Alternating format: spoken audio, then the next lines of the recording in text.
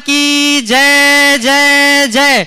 देवाधिदेव 1008 श्री वर्तमान शासन नायक वर्धमान महावीर स्वामी भगवान की जय जय जय।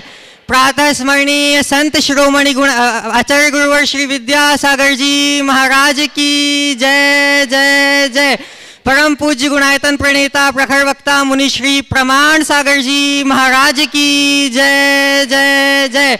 परम पूज्य निर्व्यापक श्रवण मुनि श्री प्रशांत सागर जी महाराज की जय जय जय।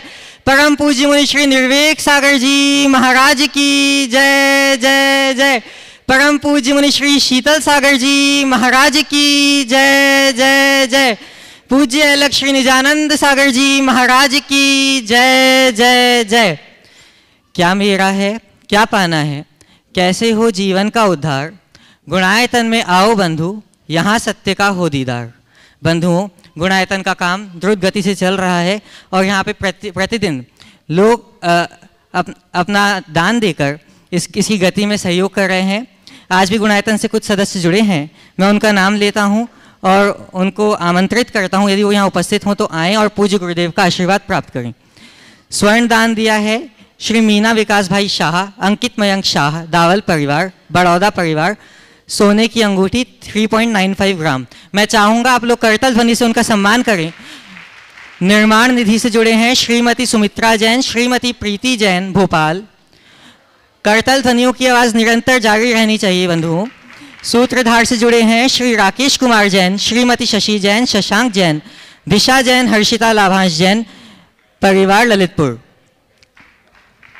वे यहाँ उपस्थित हैं तो आएँ और पूज्य गुरुवर का आशीर्वाद प्राप्त करें।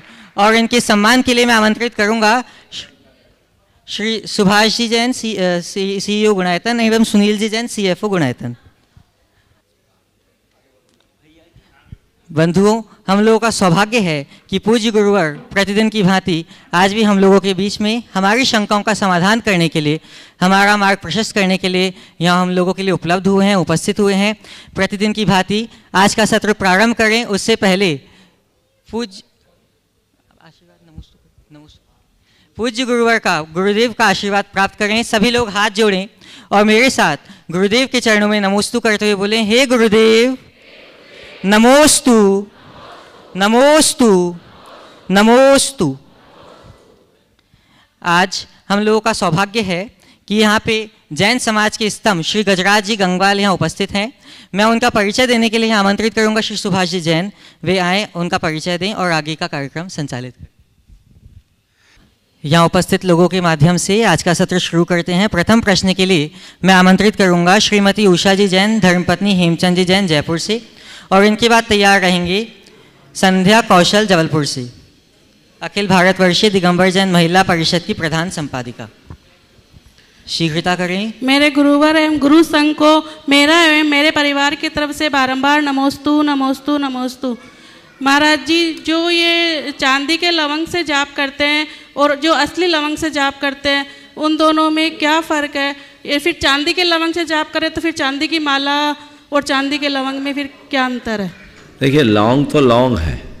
अब चांदी की लौंग अगर कोई उपयोग में लेते हैं और लौंग से जाप करते तो एक प्रकार का मन का हो गया। भाव जिसमें ज़्यादा अच्छे से लगे हमें उसमें जाप करना चाहिए। बाकी ऐसे सर्वोत्तम माला जो है स्वर्ण की, रत्न की, मणि की या काष्ठ की मानी गई है, ये उत्तम माला मानी जाती है। नहीं तो चांदी के लवंग और माला में क्या अंतर हुआ फिर? अब लवंग लोग करने लगे, लवंग जो माला जाप का आधार नहीं है, लेकिन लोग करने लगे सो हो गया। वही। नमोस्तु गुरुवर। श्रीमती संध्या जी कौशल जबलपुर, और आपके बाद तैयार रहेंगे श्री मीना जी, मीना परिधान जबलपुर से। जिनका नाम लिया जा रहा है वे अपने स्थान पे खड़े हो जाएं ताकि आप तक माइक पहुंचाया जा सके। महाराज जी के चरणों में त्रिवार नमोस्तु। महाराज जी, आजकल हर जगह सहस्त्रकूट जिनालय बनाए जा रहे हैं, इसमें किस भगवान की प्रतिमा स्थापित की जाती है और इसकी क्या महिमा रहती है? देखिए, सहस्त्रकूट का मतलब क्या है? सहस्त्रकूट का अगर शाब्दिक अर्थ देखें तो जिसमें 1000 कूट यानी शिखर हो, चोटियाँ हो। शास्त्रों में सहस्रकूट जिनालयों का वर्णन आता है। अब उसका स्वरूप वर्णन देखने में नहीं मिला। शायद श्रीपाल के चरित्र में भी ऐसा आता है, वसुदेव के चरित्र में भी आता है कि वो गया और सहस्रकूट जिनालय का बंद पट खुल गया। तो जो भी हो, ये विशिष्ट जिनालय रहे हो। अगर हम वर्तमान इतिहास और पुरातत्व की दृष्टि से देखें तो हमें 3 प्राचीन सहस्रकूट दिखाई पड़ते हैं। एक है बानपुर में, ललितपुर के पास बानपुर है, वहाँ एक मंदिर है शिखरबंद। उसके अंदर एक फलक पर 1008 जिन प्रतिमाएं अंकित है खड़गासन में। चारों दिशाओं में दर्शन करें, छोटा सा एरिया है और उसमें एक सहस्रकूट जिनालय है। वो लगभग 9वीं 10वीं शताब्दी का है। इसी प्रकार एक सहस्रकूट रहली पटना में है और एक शायद कोनी जी में नंदीश्वर है, रहली पटना में है। ये 2 प्राचीन सहस्रकूट मेरी नज़र में है। वर्तमान में गुरुदेव के आशीर्वाद से अनेक स्थलों पर सहस्रकूट विराजमान हुए हैं।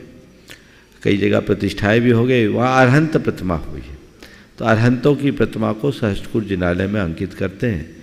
अब 1008 जिन प्रतिमाएं एक ही जिनालय में होना, आपने इसके महत्व के विषय में पूछा है, तो मुझे एक ही बात समझ में आती है कि भगवान के 1008 नाम होते हैं। जिनके 1008 नाम हैं, उनके हमने 1008 रूप भी अंकित करके उनकी संपूर्ण आराधना कर ली, ऐसा समझना चाहिए। नमोस्तु महाराज जी।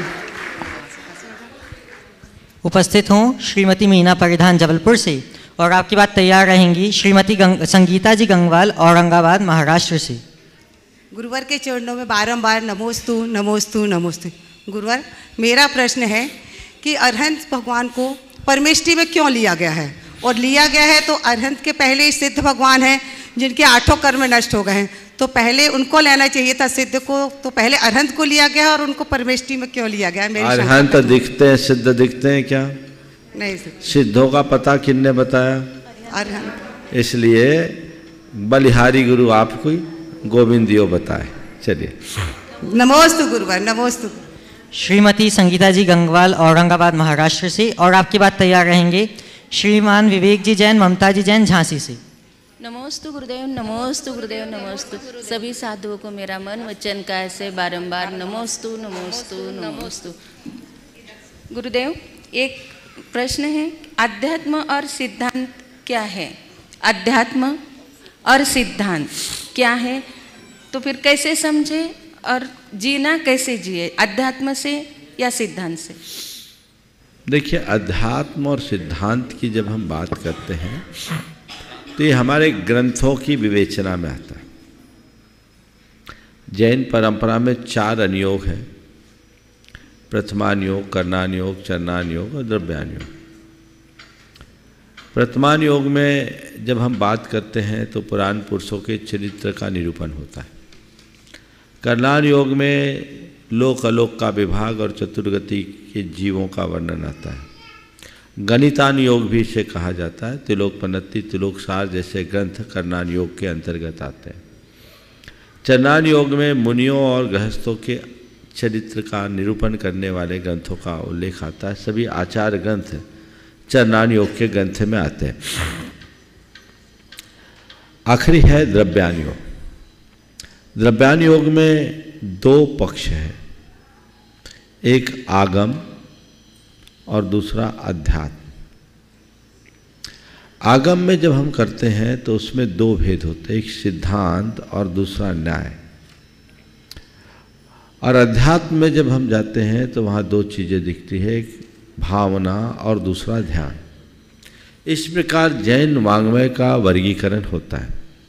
जब हम मूलभूत आगम ग्रंथों की बात करते हैं तो हमारे पास 2 प्रकार के आगम ग्रंथ देखने को मिलते हैं। एक सिद्धांत ग्रंथ, जैसे आज हमारे सठखंड आगम आदि ग्रंथ है, जिसमें जीव अजीव आदि 7 तत्वों का वर्णन है। पुण्य पाप का वर्णन है, कर्म सिद्धांत का वर्णन है, बंध और मोक्ष का वर्णन है, वह सब द्रव्यान योग का प्रतिपाद्य है। तो ये सब चीज़ें आगम के अंतर्गत सिद्धांत ग्रंथ की श्रेणी में आते हैं, जिसमें गूढ़ तत्व सिद्धांत का विवेचन हो, सिद्धांत ग्रंथ कहलाते हैं। न्याय जिसमें प्रमाण नए निक्षेप का वर्णन हो, उसको बोलते हैं न्याय ग्रंथ। ये दोनों आगम के अंतर्गत आते हैं। अध्यात्म शास्त्र को हम दो तरीके से देखते हैं। एक भावना ग्रंथ, जैसे समय सार आदि जितने ग्रंथ हैं भावना ग्रंथ, जिसमें शुद्ध आत्मा की भावना, और ध्यान के ग्रंथ जैसे ज्ञानार्णव आदि जो ग्रंथ हैं वो ध्यान के ग्रंथ हैं। ये सब द्रव्यान योग के ही भाग हैं। ठीक है, चलिए। जी मैं ये नहीं समझ पाई कि हम लोग कैसा रहे, मतलब हम लोग क्या करें, सब पढ़ो जो पढ़ने को मिले। पर सिद्धांत ग्रंथ में जो है गोमट सार आदि को पढ़ सकते हैं, छठखंडागम आदि पढ़ने की योग्यता आप लोगों की नहीं। नमस्ते गुरुदेव, नमस्ते। पर पढ़ना क्रम से। उपस्थित हूँ श्रीमान विवेक जी जैन झांसी, और आपकी बात तैयार रहेंगी श्रीमती विजय लक्ष्मी जैन जबलपुर। महाराज जी के श्री चरणों में नमोस्तु नमोस्तु नमोस्तु। महाराज जी, मेरा ये प्रश्न है कि जो धर्म का कार्य करते हुए भी अधर्म का कार्य करें,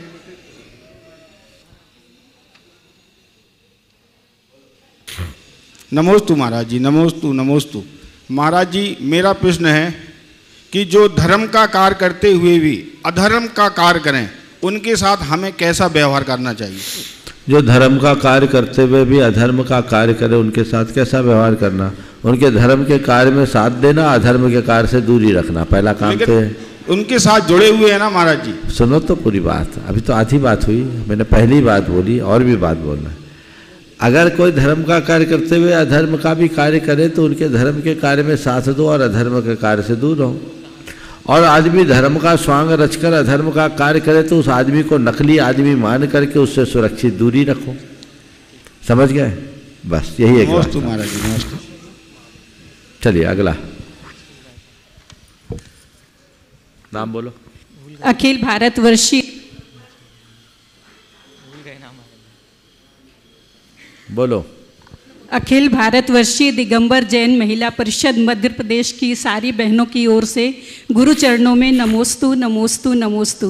गुरुजी, हमारा प्रश्न यह है कि नमोकार मंत्र 84 मंत्रों का राजा कहलाता है, तो क्या हम अन्य जाप देते हैं तो उसका महत्व कम हो जाता है? और यदि हम विशुद्धि के साथ जाप देते हैं तो क्या वह ध्यान के रूप में परिणत होती है या नहीं? बिल्कुल। देखिए, जाप नमोकार की जप लो तो किसी की जपने की जरूरत ही नहीं। पर जब इधर उधर के जाप में आप क्यों जाते हैं? जब नमोकार में श्रद्धा कम हो जाती, और बिना श्रद्धा के किसी भी जाप का कोई अर्थ नहीं होता।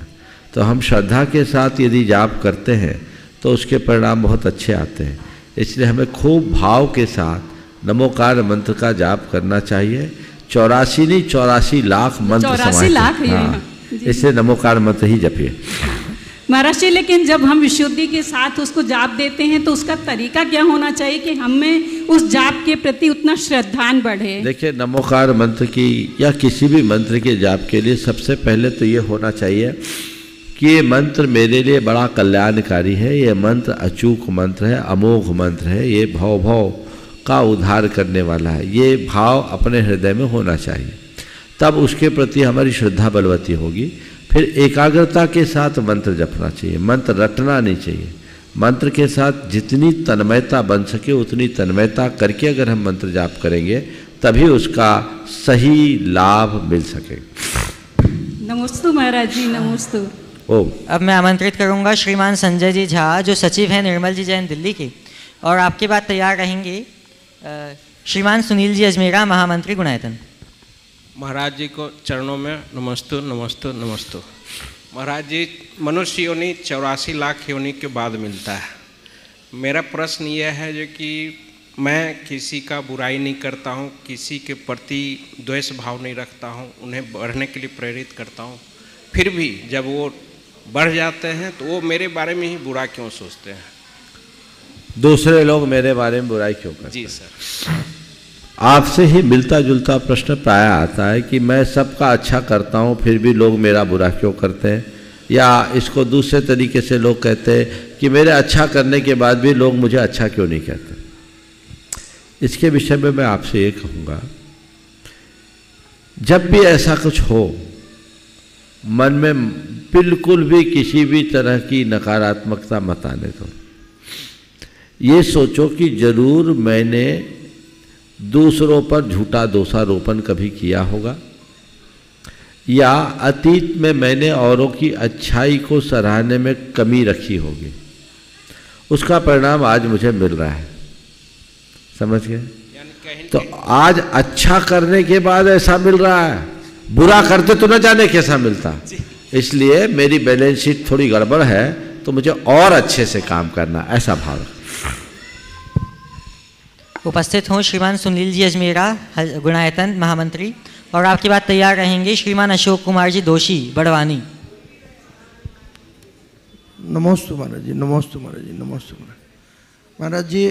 बहुत पीड़ा हो रही है मन में, रोज़ रोज़ व्हाट्सएप में इधर उधर में बहुत सारी चीज़ें पढ़ता हूँ, और ऐसा लगता है कि हम लोग इतने बुद्धिजीवी हैं और इस तरह से हम लोग अपने ही घर को बिगाड़ रहे हैं और लोगों के मन में तरह तरह की भ्रांतियाँ फैला रहे हैं और अपना ही घर खराब कर रहे हैं। तो हम लोग ऐसा कौन सा ज्ञान लगाएं जिससे हम सुरक्षित भी रहें और समाज का वातावरण भी खराब नहीं हो। देखिए, मैं आपके आशय समझ रहा हूँ। सम्मेद शिखर जी हम सबका सर्वस्व है, और ऐसे तीर्थ के प्रति सबकी भावनाएं जुड़ी रहना स्वाभाविक है, जुड़ी भी रहनी चाहिए। जैन समाज ने इसके लिए काफ़ी संघर्ष भी किया, अच्छे परिणाम भी सामने आए। लेकिन कई बार ऐसा होता है कि हमारे थोड़ी सी अधीरता और असंयत प्रतिक्रिया के परिणाम स्वरूप हमारी जीती हाथ में आई हुई बाजी भी हमारे हाथ से चले जाती है, वातावरण बिगड़ जाता है। सम्मेद शिखर जी के संदर्भ में मैं सभी से यही कहना चाहूँगा, ये बड़ा संवेदनशील विषय है और इस विषय में कोई भी लोग अपनी राय सोशल मीडिया के माध्यम से न दे। सोशल मीडिया कुछ भी नहीं करेगा सिवाय वातावरण को बिगाड़ने के। जिसके मन में जो आता है उस तरह की बातें वो लिख देता है, उसके प्रभाव से दूसरे लोगों की भावनाएं भी भड़कती हैं और आज यही हो रहा है। हमें बहुत धैर्य और संयम से काम लेना है। यहाँ की जो स्थितियाँ हैं उसे समझते हुए अपना काम करना चाहिए। तीर्थ की पावनता को बचाना हमारा लक्ष्य है और उसके साथ साथ समाज के वातावरण को संभालना भी हमारा ध्येय होना चाहिए। हम लोग ऐसा कोई काम न करें जिससे एक दूसरे की भावनाएं आहत हो या बिगड़े। तो अगर भावनाएं भड़केगी, बिगड़ेगी तो उसे संभालने में बहुत कठिनाइयाँ होगी। मैं सभी से निवेदन करना चाहूँगा, जितने भी हमारे लेखक लोग हैं व्हाट्सएप आदि के माध्यम से या साधु संत गण हैं, वे अपने संबोधनों में यदि इन बातों का ध्यान रखें तो बहुत अच्छा होगा। अन्यथा बहुत दिन पहले मैंने कहा था, हर एक्शन का काउंटर रिएक्शन भी होता है और वो ऐसा हो सकता है जिसे फिर संभाल पाना बेहद कठिन हो जाए। इसलिए इस बात को बहुत ध्यान में रखना चाहिए। चीज़ें सब कुछ ठीक हो रही है और बहुत जल्दी पूरी तरह ठीक हो जाएगी। ऐसे समय में समाज से यही कहूँगा कि एकदम धैर्य और संयम के साथ रखें। किसी भी तरह का कोई भी बयान जारी न करें। आज एक भाई ने तो मेरी फोटो लगाकर एक बयान जारी कर दिया। ये शरारतपूर्ण बात थी और ऐसी बातें जिसको देखकर किसी का भी मन भड़क जाए तो ऐसा ये एक अपराध है। ऐसा कार्य मत करें। मैं मानता हूँ कि जो भी ऐसा करते उनके पीछे की भावनाएं अच्छी होगी अच्छी भावना, पर भाव तुम्हारा कोई नहीं जानता। तुम्हारा तो बर्ताव ही देखने में आता है कि तुम क्या कर रहे हो। तो किसी भी प्रकार का आरोप प्रत्यारोप, छीटाकशी और एक दूसरे की भावनाओं को आहत करने वाले किसी भी संदेश का, किसी भी शब्द का और अन्य माध्यमों से कोई भी बातें लोगों तक नहीं जानी चाहिए, तभी आप अपने लक्ष्य को सुरक्षित रख सकेंगे और सफलता से प्राप्त कर पाओगे। अन्यथा कहीं ऐसा ना हो जाए कि हमें भारी समस्याओं का सामना करना पड़े। इसलिए मैं सभी से कहता हूँ इन बातों पर पूर्ण गंभीरता का ध्यान रखना। महाराज जी एक बात और है, अभी पहले से हम लोग पहाड़ की वंदना करने के लिए जाते हैं, बहुत सारे जैनेतर भाई भी जाते हैं, हम लोग उनको प्यार से अपने पास से अर्घ भी देते हैं चढ़ाने को कि यहाँ लिखा हुआ है इसको पढ़ के आप अर्घ चढ़ाइए, बहुत प्रसन्न होते हैं। लेकिन आजकल कुछ हमारे ऐसे लोग भी पहाड़ पे आ रहे हैं जो बोलते हैं कि आप नॉन जैन हो, आप यहाँ कैसे आए हो, आपको यहाँ नहीं आना चाहिए। देखिए महाराज जी इस पर भी थोड़ा सा मैं एक ही बात कहता हूँ, आप यात्रा करने के लिए जा रहे हैं, अपनी वंदना करें, यहाँ के किसी व्यक्ति से उलझना आपका काम नहीं है। यहाँ बहुत जल्दी नियमावली बनने वाली है। नियमावली बनने के बाद सब लोग अपने आप उस नियम के अनुरूप सारी पूजा अर्चा करेंगे तो व्यवस्थाएं ठीक रहेगी। इस तरह से रोक टोक करने में क्षोभ बढ़ेगा और स्थितियां बिगड़ेगी, इसलिए ऐसा कार्य न करें। उपस्थित हूँ श्रीमान अशोक कुमार जी दोषी और आपकी बात तैयार रहेंगे श्री राकेश कुमार जी, श्रीमती शशि जी जैन ललितपुर से, जो आज सूत्रधार के रूप में संबद्ध हुए हैं। नमोस्तु गुरुदेव। गुरुदेव, आज का भारत ऐसे परिवेश में सुशोभित हो रहा है जहाँ धर्म की आड़ में राजनीति और राजनीति की आड़ में स्वहित की नीति समावेश में है। एक जिम्मेदार टैक्स पेयर जैन जो कि इस देश के विकास का अहम हिस्सा है, उसे किस वेश में रहना चाहिए ताकि इस परिवेश में कोई नुकसान भी ना हो और धार्मिक नैतिकता पर भी कोई प्रहार ना हो? मैं तो इतना कहूँगा, अगर एक जिम्मेदार जैन है तो उसे जिम्मेदार नागरिक बनना चाहिए और अपने मौलिक अधिकारों के प्रति सजग रहते हुए सभी को सजगता बना करके जीना चाहिए। नमस्ते गुरु। श्री राकेश कुमार जी जैन, श्रीमती शशि जी जैन ललितपुर और आपकी बात तैयार रहेंगी श्रीमान निर्मल जी जैन जयपुर। नमोस्तु महाराज जी, नमोस्तु पूरी ललितपुर समाज की तरफ से नमोस्तु महाराज जी। मेरा प्रश्न ये है कि ये हम जैन समाज भाई भाई कब एक होंगे? सब एक दूसरे के पीछा करने को लगे रहते, भाई बहनों के लाने दोष भाव में बने रहती महाराज जी, इसलिए ये कब होगा? ये तो शुरू से ही हुआ, भारत बाहुबली लड़े थे शुरुआत तो वहीं से हुआ। पर मैं कहता हूँ लड़ना है तो लड़ो, पर उन्हीं जैसे लड़ो और दूसरे तरीके से नहीं लड़ो। बिल्कुल बहुत गंभीर सवाल आपने उठाया है। जब तक लोग इन बातों पर गंभीरता नहीं रखेंगे हम अपने वजूद को बचा नहीं पाएंगे। मुट्ठी भर लोग हैं, आज एक होकर के जीने की ज़रूरत है और ये तभी होगा जब हमारी भाव नेक होंगे। अगर हम व्यक्तिगत महत्वाकांक्षाओं को प्रमुखता देंगे तो कभी एक नहीं हो पाएंगे और विशुद्ध धर्म और समाज की भलाई को अपना लक्ष्य बनाएंगे तो कभी पीछे नहीं रहेंगे। एक प्रश्न और महाराज। हाँ बोलिए। हम अभी मतलब आ रहे थे उज्जैन से, तो मेरे भतीजे का एक्सीडेंट अचानक हो गया, टैक्सी के नीचे आ गया था। फिर भी वो हिम्मत करके हम सबको यहाँ तक लेके आया, पर उसके कौन से कर्म का ऐसा आया था कि उसको वंदना करने का सौभाग्य नहीं मिला? देखिए, निश्चित उसका अंतराय है कि उसे वंदना करने का सौभाग्य नहीं मिला, पर इतना पुण्य है कि आप सबको वंदना करा दिया, तो आपका 6वां हिस्सा तो उसे मिल जाएगा। चलिए। नमोस्तु महाराज जी, नमोस्तु। श्रीमान निर्मल जी जैन जयपुर से और आपकी बात तैयार रहेंगे श्रीमान नितिन जी दोषी। अब इसके बाद मंच कितने नाम? सभी मुनिराजों को मेरा नमोस्तु नमोस्तु नमोस्तु। गुरुदेव, मैं पिछले 5 दिन से यहाँ हूँ और ऐसा आपके साथ चुंबक के रूप में चिपक चुका हूँ कि ये छूटने का मेरे को गृहस्थी में भी वापस जाना है। तो एक तो ये आपसे मैं ये चाहता हूँ कि थोड़ा सा आप गृहस्थियों को छूटने का भी उपाय बताएं। मैं आज 5 दिन से बड़ा व्यस्त हूँ, गुरुदेव को मालूम है, लेकिन मेरी इच्छा ही नहीं, मुझे महसूस ही नहीं हो रहा है कि मैं जयपुर में हूँ कि मैं गुनायतन में हूँ। और गुरुदेव, मेरी एक इच्छा और है कि गुरुदेव आचार्य जी विद्यासागर जी, कुछ लोगों के मेरे पास मैसेज हैं कि वो गुनायतन कब पधारेंगे, ये बताएं। ये ऐसा सवाल है जिसका उत्तर केवल उनके ही पास है। समझ गए? पर मैं इतना जानता हूँ, सूर्य ऊपर रहता है, उसकी किरणें पूरे धरातल पर जाती है। समझ गए? तो वो पधारे हमारा सौभाग्य है, नहीं भी पधारे तो उनकी किरणें तो यहाँ है ही। आप तो ऐसी भावना भाव, ये 4 आए हैं, 40 और हो जाए, 40 का काम हो जाएगा और तभी सारा कार्य अच्छा होगा। श्रीमान नितिन जी डोसी उज्जैन से। नमस्ते भगवान, नमस्ते भगवान। सिक्का जी के मामले में भी आपने बताया, लेकिन वर्तमान में आज ही मालूम पड़ा है कि पावापुर जी को भी यह पर्यटन स्थल घोषित कर रहे हैं। तो ऐसा मीडिया की बातें हैं, पहले तथ्यात्मक बातें लाओ, उसके बाद मुझे बताओ। उसमें एक चीज़ और है भगवान कि दिगंबर जैन समाज में पूरे हिंदुस्तान में कोई ऐसी क्या करा जाए कि अपनी बात गवर्नमेंट से कोई 4 जने या 10 जने मिलकर बात। अब इन सब बातों पर विचार हो रहा है, ये विमर्श का ये मंच नहीं है, इस पर बात होने दो। अब मैं यहाँ पे विराजमान पूज्य गुरुवर श्री पूज्य अलख श्री निजानंद सागर जी महाराज से निवेदन करूँगा कि वे अपने प्रश्न के माध्यम से हम लोगों का मार्ग प्रशस्त करें।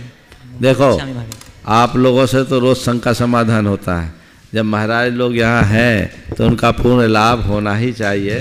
इसलिए अब ये पूरा समय ऊपर संघ के लिए सुरक्षित है और आप लोग देखते हैं महाराज लोग तो केवल निमित्त बनते हैं, इनका सवाल नहीं रहता, ये आप सबको संदेश दिलाना चाहते हैं। ये बहुत ही अच्छा एक मौका है, इसलिए ये अब आगे का पूरा सत्र ऊपर ही रहेगा। जब ही जी आत्म जाने तभी जी शिव सुख ठाने। ज्ञान तो प्रत्येक आत्मा में होता है, परंतु धन है मुनिराज जिनके ज्ञान में आत्मा पाया जाता है। ज्ञान तो प्रत्येक आत्मा में होता है, ऐसा कोई आत्मा नहीं जिसमें ज्ञान ना हो, परंतु धन है मुनिराज जिनके ज्ञान में आत्मा पाया जाता है। ऐसे मुनिराजों को बारंबार नमोस्तु करके यही पूछना है कि महाराज जी हम भी अपने जीवन में आत्मज्ञान कैसे प्राप्त करें कि हम शास्त्रों को पढ़ करके गुरुओं के मुख से आत्मा की बात सुनकर आत्मज्ञान का तो आत्मा के बारे में जानकारी तो प्राप्त कर लेते हैं, लेकिन आत्मज्ञान प्राप्त नहीं कर पाते हैं। परंतु जैन धर्म में आत्मज्ञान को ही मुख्यता दी है।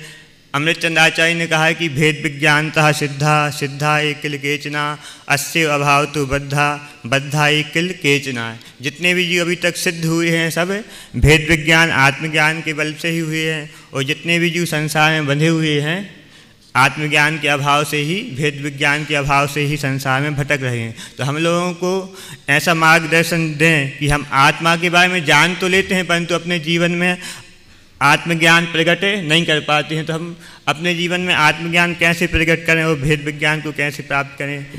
बहुत अच्छा सवाल महाराज श्री ने यहाँ उपस्थित किया है, जो हर धर्मात्मा और हर साधक के मन का सवाल है। ज्ञान पाना और ज्ञान को जीना, इनमें बड़ा अंतर है। आत्मा के बारे में जानना और आत्मा का ज्ञान होना, इन दोनों में बहुत मौलिक अंतर है। महत्वपूर्ण ये नहीं है कि हमारे पास कितना ज्ञान है, महत्वपूर्ण ये है कि हमें किसका ज्ञान है। अगर आत्मा का ज्ञान है तभी मेरा कल्याण होगा, ये बिल्कुल सुनिश्चित है। ये आत्मज्ञान कैसे हो, इसके लिए एक ही उत्तर हमारे आचार्यों ने दिया है कि बार बार बार बार मैं शुद्ध आत्मा हूं, इसकी भावना भाव। अभी मैं आत्मा हूं, इसका ज्ञान और भान तो सबको है, लेकिन अनुभूति नहीं। क्यों नहीं है? मैं अपने आप को अलग रूप में मान रहा हूं। मैं अपने आप को मुनि के रूप में मान रहा हूं, मैं अपने आप को स्त्री पुरुष के रूप में मान रहा हूँ, मैं अपने आप को अमीर गरीब के रूप में मान रहा हूँ, मैं अपने आप को बड़े छोटे के रूप में मान रहा हूँ।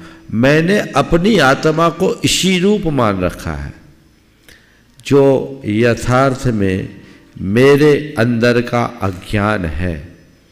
पर ऐसा क्यों है? क्योंकि अनादि के संस्कार मुझ पर, मेरी चेतना में ऐसे पड़े हैं कि मैंने अपने आप को राग देश मोह रूप माना, शरीर तक ही अपने आप को सीमित रखा, शरीर की उत्पत्ति को अपनी उत्पत्ति और शरीर के विनाश को ही अपना विनाश माना। तो उसके परिणाम स्वरूप ये चीजें हो गई। अब वो संस्कार को बदलना है तो जो मैंने पढ़ा, जो मैंने सुना, जो मैंने समझा, मुझे चाहिए कि मैं नित्य प्रति उसकी भावना भाऊं। जब ये भावना भाते भाते भाते भाते हमारी चेतना में गहराएगी, तब मुझे उसकी अनुभूति होगी, और जिस पल वो अनुभूति होगी तभी वह ज्ञान सही ज्ञान होगा। इसलिए हमारे जितने भी अध्यात्म के ग्रंथ हैं, समय सार आदि, उसमें आत्मा की उसी भावना को प्रमुखता दिया गया है कि मैं उस आत्मा की भावना भाऊं और जीवन को बेहतर बनाऊं। बढ़िया। हाँ, मैं निवेदन करूंगा पूज्य मुनिश्री शीतल सागर जी महाराज से कि हम लोगों को दिशाबोध प्राप्त हो, इसके लिए वे अपना भाव रख के हम लोगों को समाधान प्राप्त कराएं। नमोस्तु महाराज जी।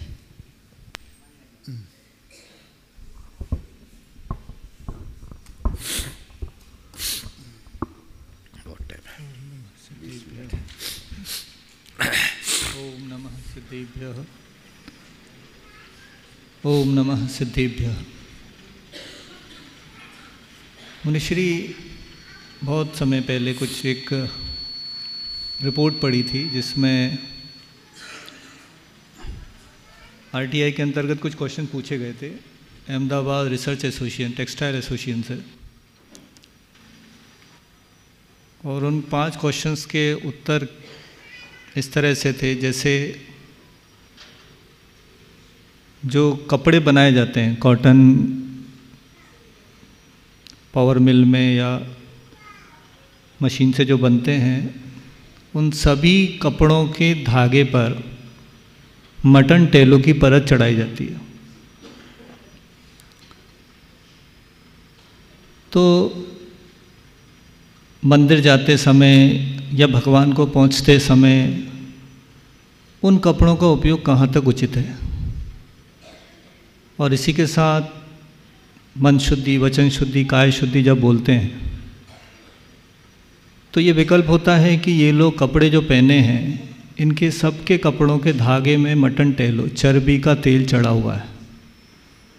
तो इनकी शुद्धि बोलना कहाँ तक सही है और इस विकल्प से कैसे निकला जाए, ये मेरा प्रश्न। बहुत ही गंभीर सवाल महाराज से उठाया। ये बहुत बड़ी सच्चाई है कि आज जितने भी वस्त्र आप लोगों को मिलते हैं, जिनका आप प्रयोग करते हैं, उन सब में मटन टेलो चढ़ता है। ये एकदम सच्चाई है, और उस दृष्टि से वो अशुद्ध तो हो गया। अब जब हमें पता है कि वो चढ़ता है तो हमें कायदे से उसका तो प्रयोग ही नहीं करना चाहिए। वैसे कपड़े हम क्यों पहने? और गुरुदेव ने इसी से बचने के लिए तो हम आप सबके लिए हथकरघा का विकल्प दिलवाया। क्या अहिंसा के प्रति आस्था रखने वाले लोग हथकरघा के वस्त्रों का प्रयोग नहीं कर सकते? किया जा सकता, आज सब सुलभ भी है और ज्यादा अच्छे भी हैं।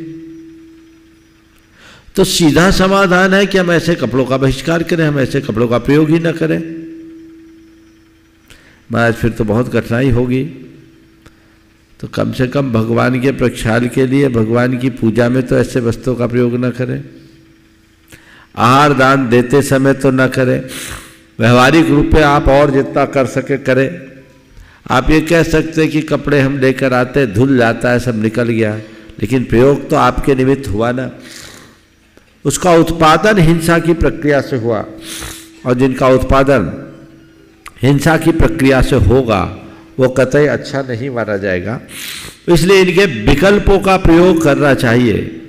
ये अगर जान करके भी आप अनदेखा करते हैं तो उचित नहीं है। आहार दान में भी एक ड्रेस कोड होना चाहिए, इसलिए मैं तो सफ़ेद कपड़ों में आहार लेता हूँ और उसमें भी हथकरघा को प्रमुखता देता हूँ। तो आप ऐसा प्रयोग करें, भगवान के प्रक्षाल के कपड़े और आप खुद जो भगवान के अभिषेक के लिए प्रयोग में लेते हैं उन सब कपड़ों को अगर ऐसा सुनिश्चित कर दें, तभी आपकी सच्ची आस्था प्रकट होगी।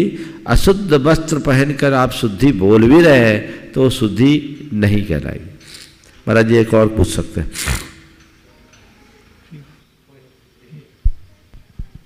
मैं पूज्य मुनि श्री निर्विवेक सागर जी महाराज से निवेदन करूंगा कि हम लोगों का अंतरतम मिटे, इस भाव से अपने भाव प्रकट करें और हम लोगों को समाधान प्राप्त कराएं। नमोस्तु महाराज जी।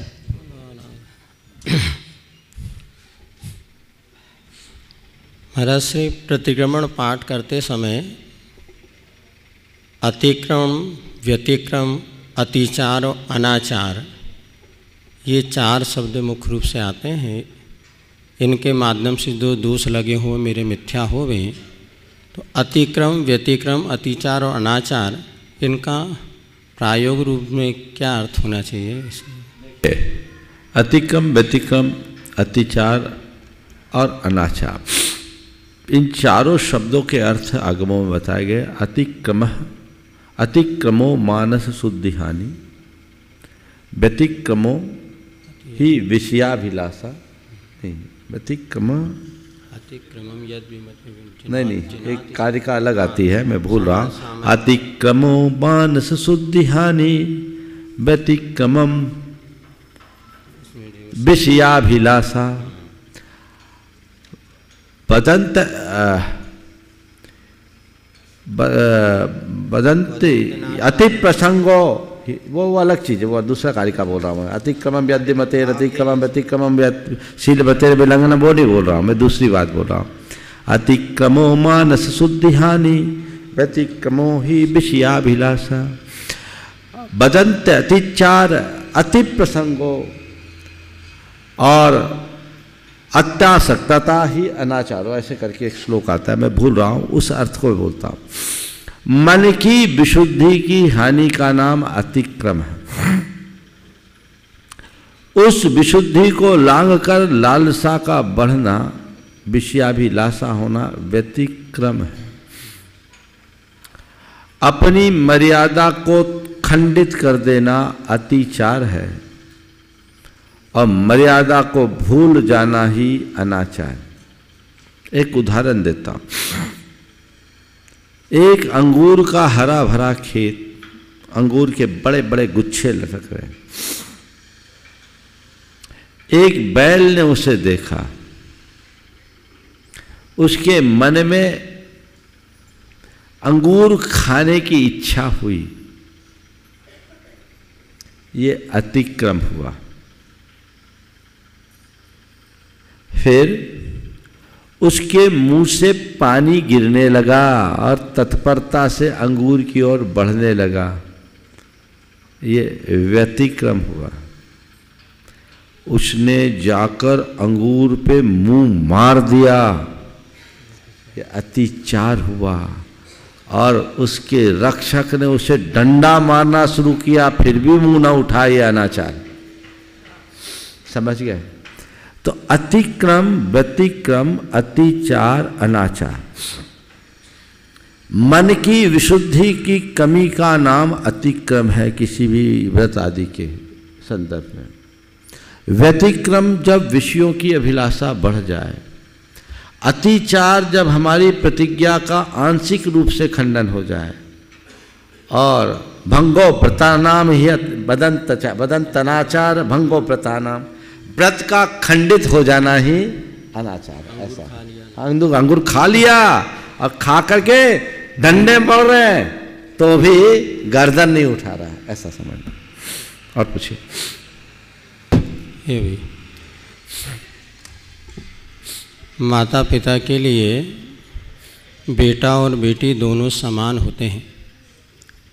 एक ज़माना था जब बेटा बेटी में भेदभाव था, लेकिन आज युग परिवर्तित हुआ और बच्चों की संख्या भी कम होना इसका कारण बन सकती है। तो बेटा बेटी पे माता पिता का परिपूर्ण एक जैसा बर्ताव होता है, प्यार भी एक जैसा देते हैं। और बेटियों की परवरिश के लिए शायद बेटों माता पिता बेटों से ज़्यादा बेटियों का ख्याल रखते हैं। फिर भी जब भाई बहन हमारे सामने आते हैं, हर बहन की एक शिकायत होती है कि माता पिता जितनी स्वतंत्रता हमारे भैया को मिलती उतनी बहन को स्वतंत्रता नहीं मिलती। बहन कहती है भाई को तो सब जगह घूमने जाने देते और कोई टोका टाकी नहीं होती, हमें होती हैं। भाई तो जैसे वस्त्र पहने मम्मी कुछ नहीं कहती, हमें बार बार कहती हैं। भैया होटलिंग करता तो कुछ नहीं कहती, हमें होटलिंग करने के लिए मना करती हैं। तो क्या वास्तव में बेटा बेटियों की जीवन शैली में कोई कहना चाहिए विवेकपूर्वक कोई उसमें मर्यादा होनी चाहिए, या जो बेटियां चाहते कि हर स्थिति हम भाइयों के समान ही रहें वो उचित है, या बेटा बेटियों की जीवन शैली वास्तव में कुछ भिन्न है? क्या हमारे द्वारा थोपी गई है, या वास्तव में आगमिक परंपरा या समाज की मर्यादा को बनाए रखने के लिए बेटियों को इस तरह से आचरण करना उचित है? इस विषय में आपका मार्गदर्शन हो, जिससे लाखों करोड़ों बहनों का मन हल्का हो जाए कि हम जो मम्मी कह रही है वो गलत नहीं कहती या गलत कहती, दोनों निर्णय आपको करना। बहुत सुंदर, बहुत अच्छा सवाल महाराज जी ने आज उपस्थित किया है। ऐसे भी महाराज जी के सवाल बड़े व्यवहारिक होते हैं, सबके काम के होते हैं। आपके सवाल के सवाल को मैं दो भागों में बांट रहा हूँ। सबसे पहले महाराज जी से के जो सवाल को एक बार एक बेटी ने आधे हिस्से को अलग ढंग से पूछा और सीधे सीधे कह दिया कि महाराज जी भैया पर मम्मी पापा का कोई नियंत्रण नहीं, हम लोगों के ऊपर बहुत ज़्यादा नियंत्रण होता है, क्या ये पक्षपात नहीं, ऐसा क्यों करते? हमको जिस बात के लिए टोकते हैं वो भैया लोगों के लिए क्यों नहीं टोकते? तो मैंने उसका जो उत्तर दिया, पहले उस उत्तर से अपनी बात को शुरू करता हूँ। हमने कहा देखो, बेटे और बेटी में मौलिक अंतर है। बेटा केवल कुल का दीपक होता है और बेटी उभय कुल विवर्धनी होती। क्या होती है? बेटे के ऊपर केवल एक कुल की जिम्मेदारी है और बेटी के ऊपर दो कुल की जिम्मेदारी है। तो जिसके ऊपर दो कुल की जिम्मेदारी है उसका महत्व ज़्यादा है कि नहीं? बोलो। तो जो ज़्यादा महत्वपूर्ण है उसके प्रति हमें ज़्यादा सजग रहना चाहिए कि नहीं? हाँ, इसलिए लड़का बिगड़ भी जाएगा तो केवल एक घर बिगड़ेगा, लड़की को बचा के रखना है क्योंकि दो घर संभालना है। मैंने ऐसा उत्तर दिया। तो बेटी को बचा के रखना चाहिए, उसके प्रति हमारी दोहरी जिम्मेदारी है। संतति को आगे बढ़ाने का सारा दायित्व उसके ऊपर है। और इसीलिए महाराज जी कह रहे आचार्य ने 5-5 प्रतिभा स्थली खोली बेटियों के लिए। तो बेटों की ज़्यादा चिंता करने की ज़रूरत नहीं है। और बेटे अगर बिगड़ते भी है तो शादी के बाद किसी की बेटी जुड़ जाती तो संभाल लेते। इसलिए जिसका मूल्य महत्व ज़्यादा है उसके प्रति ज़्यादा सजगता आवश्यक है। अतः बेटियों को यदि उनके माँ बाप रोके टोके तो इसे अपनी रोक टोक मानने की जगह ये सोचना चाहिए कि हमें ज़्यादा वैल्यू मिल रही है। क्या मिल रही है? क्या मिल रही है?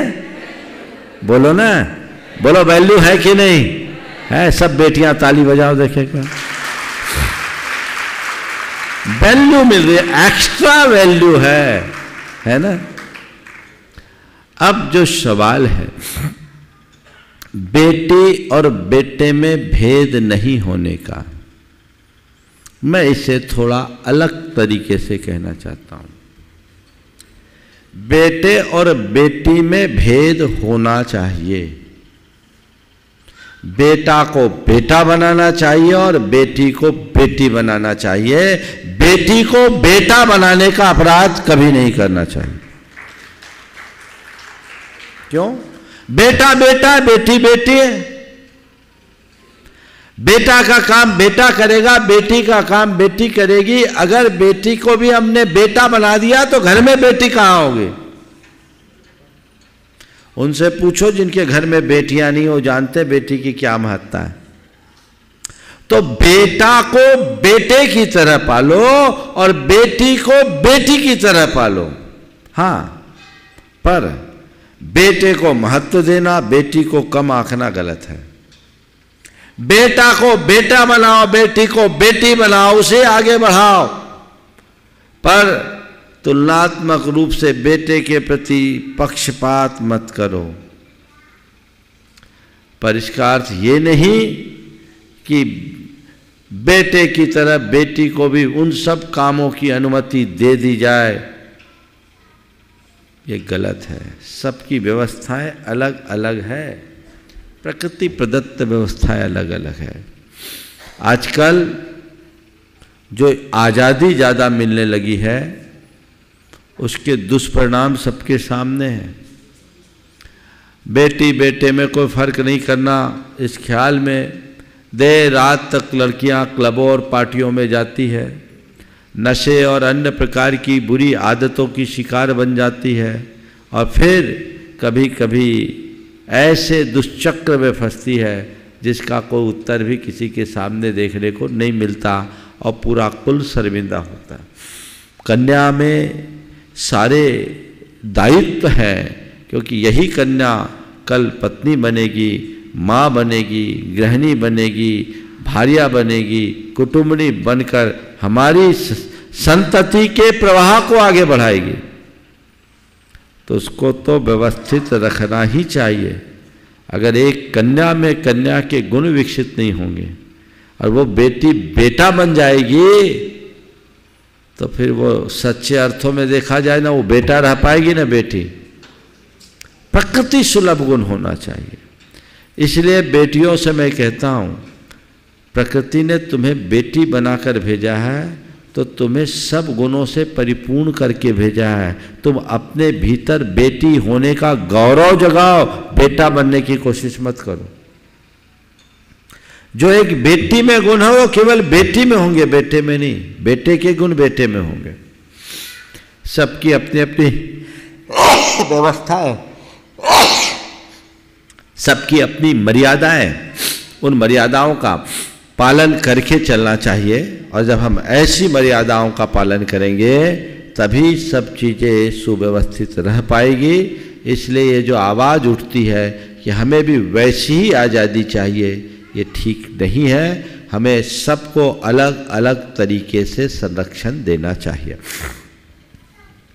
मैं पूज्य मुनिश्री प्रशांत सागर जी महाराज के चरणों में निवेदन करूंगा कि हम लोगों के सशंकित मन को अपने प्रश्न रूपी दीपक से शंका समाधान को प्रकाशित करके हम लोगों को निशंक करें। नमोस्तु महाराज।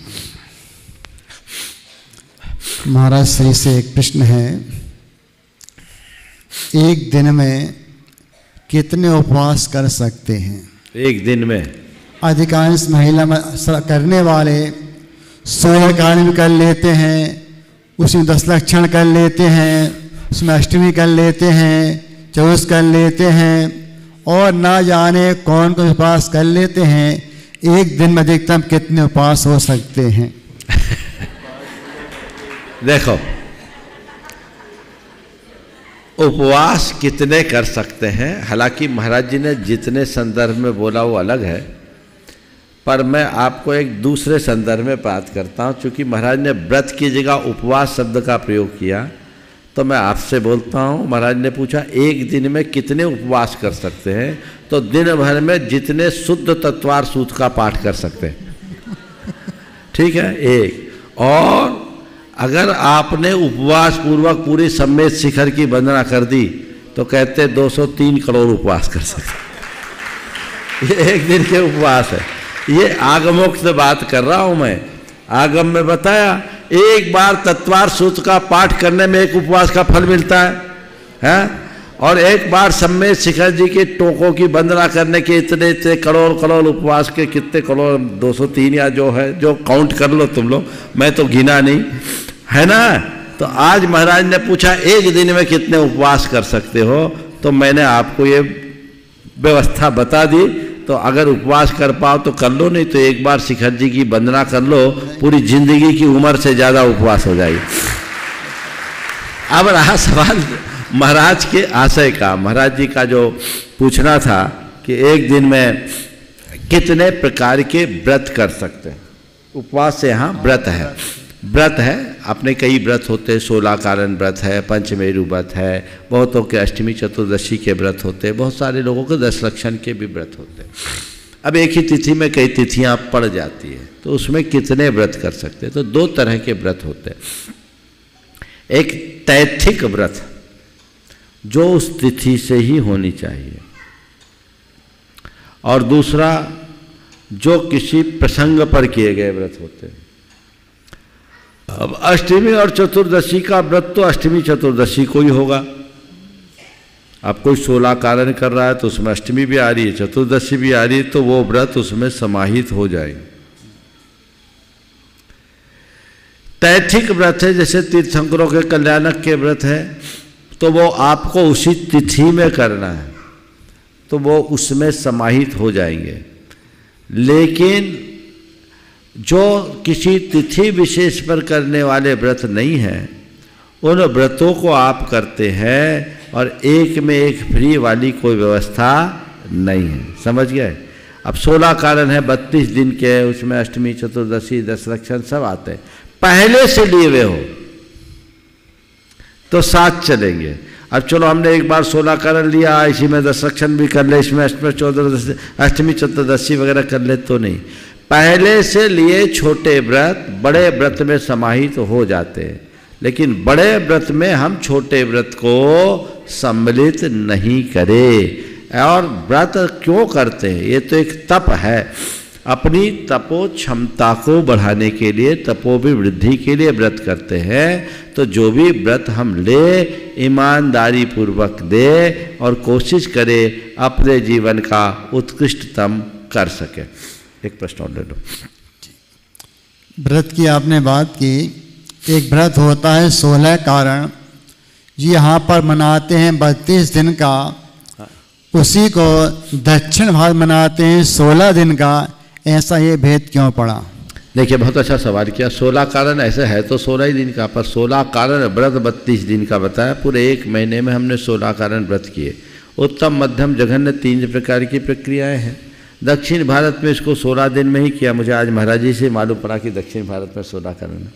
उत्तर भारत में मध्यम व्रत में 16 दिन के मानते हैं और उत्तम व्रत में 32 दिन का मानते हैं।